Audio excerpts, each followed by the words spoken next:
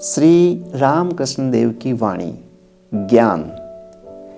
ज्ञानी ज्ञान मार्ग पर चलता हुआ सत्य के विषय में सदा नेति नेति अर्थात यह नहीं है, यह नहीं है विचार करता रहता है।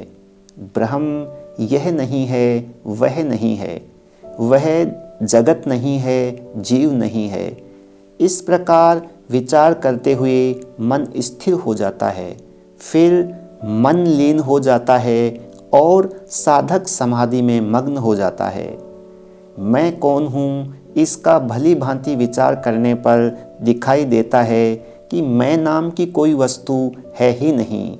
एक प्याज लो और उसके छिलकों को अलग करते जाओ।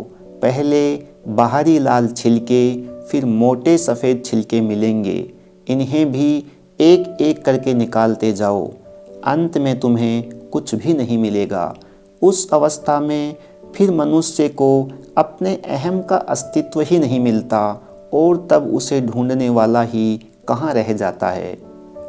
उस अवस्था में उसे अपने शुद्ध बोध में ब्रह्म के यथार्थ स्वरूप का जो अनुभव होता है, उसका वर्णन कौन कर सकता है।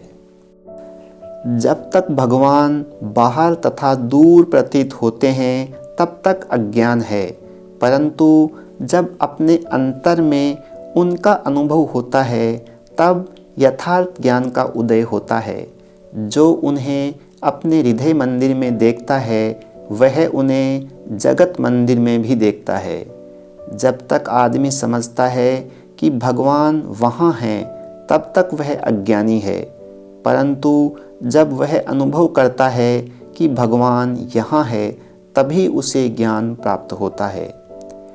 एक व्यक्ति ने श्री रामकृष्ण से कहा, कृपया मुझे ऐसा उपदेश दीजिए कि एक ही बात से मुझ में ज्ञान आ जाए। उन्होंने उत्तर दिया, ब्रह्म ही सत्य है, जगत मिथ्या। इसकी धारणा करो और चुप होकर बैठे रहो। इस कलयुग में ज्ञान योग की साधना बड़ी कठिन है। एक तो मनुष्य का जीवन पूरी तरह से अन्न पर ही निर्भर करता है, दूसरे उसकी आयु भी बहुत कम है, तीसरे उसकी देहात्म बुद्धि किसी हालत में नहीं जाना चाहती। देहात्म बुद्धि के नष्ट हुए बिना ब्रह्म ज्ञान प्राप्त करना असंभव है। सर्वोच्च ज्ञान क्या है? ज्ञानी कहता है, हे प्रभु, समस्त संसार में केवल तुम ही एकमात्र कर्ता हो। मैं तुम्हारे हाथों का एक क्षुद्र यंत्र मात्र हूँ। मेरा कुछ भी नहीं, सब कुछ तुम्हारा है। मैं, मेरा परिवार, मेरा धन, मेरे गुण, सब कुछ तुम्हारा है।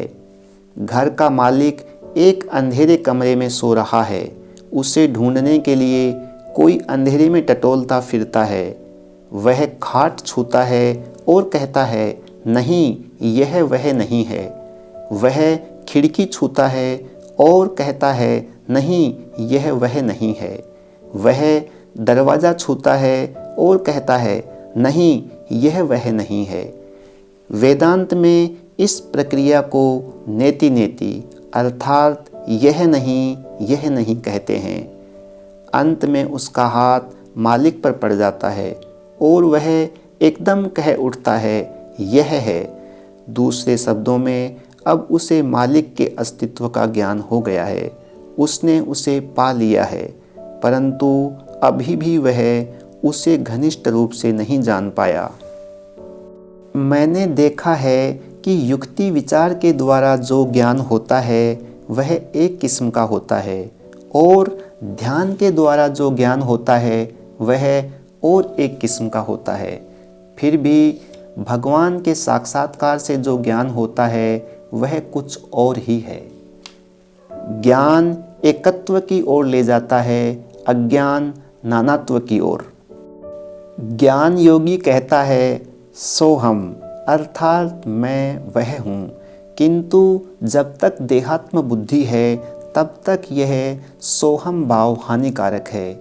इससे उन्नति नहीं होती बल्कि पतन ही होता है। ऐसा व्यक्ति स्वयं को तथा दूसरों को धोखा देता है। निम्न श्रेणी का भक्त कहता है भगवान हैं, किंतु वे बड़ी दूर स्वर्ग में हैं। मध्यम श्रेणी का भक्त कहता है भगवान सभी जीवों में प्राण एवं चैतन्य के रूप में हैं। उत्तम श्रेणी का भक्त कहता है भगवान स्वयं ही सब कुछ बने हुए हैं। मैं जो कुछ देखता हूँ वह भगवान का एकमात्र रूप है। एकमात्र वे ही माया, जगत एवं समस्त जीव बने हैं। भगवान को छोड़ और कुछ है ही नहीं।